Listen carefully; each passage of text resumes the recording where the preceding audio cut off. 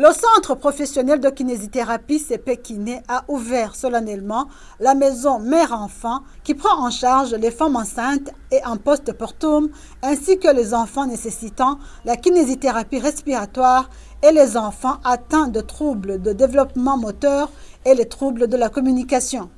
C'était le 17 mars 2022 en mairie de Bujumbura.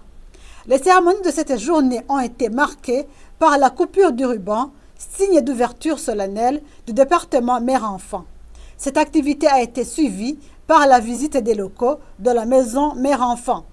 La directrice de la maison mère-enfant OCP Kiné, dans son allocution, a indiqué que le département mère-enfant prendra en charge les femmes enceintes à partir de 7 mois de grossesse et les femmes en postpartum ainsi que les enfants atteints de pathologies neurologiques et psychomoteurs. Nous venons de passer 2 journées scientifiques à informer, à sensibiliser les femmes sur l'importance de l'accompagnement de la maternité en prénatal et postnatal pour, d'une part, prévenir des complications des muscles du périnée et d'autre part, prévenir les problèmes d'incontinence urinaire et fécale liés aux suites de certains accouchements et à long terme pour prévenir des risques de descente des organes.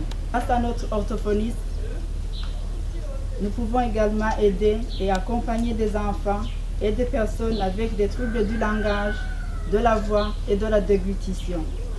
Nous prendrons aussi soin des enfants avec des troubles de développement moteur afin de les accompagner ainsi que leurs parents vers un maximum d'autonomie. Nous prendrons également des enfants présentant des malformations orthopédiques telles que les pieds plats, les pieds beaux, des genoux en parenthèse et annexes, etc.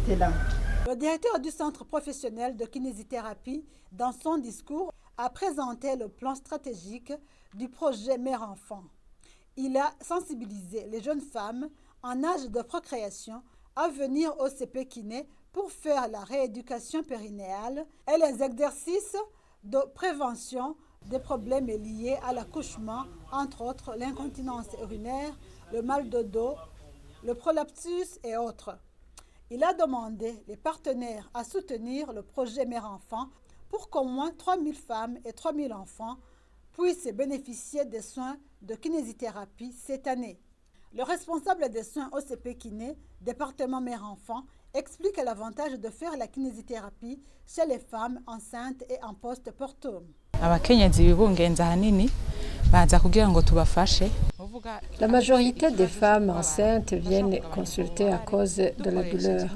Grâce à la kinésithérapie, nous pouvons soulager la douleur. Quand l'accouchement approche, si la femme accouche par voie basse, nous l'aidons à éviter l'épisiotomie ou bien nous tenons à ce que l'épisiotomie ne soit pas large.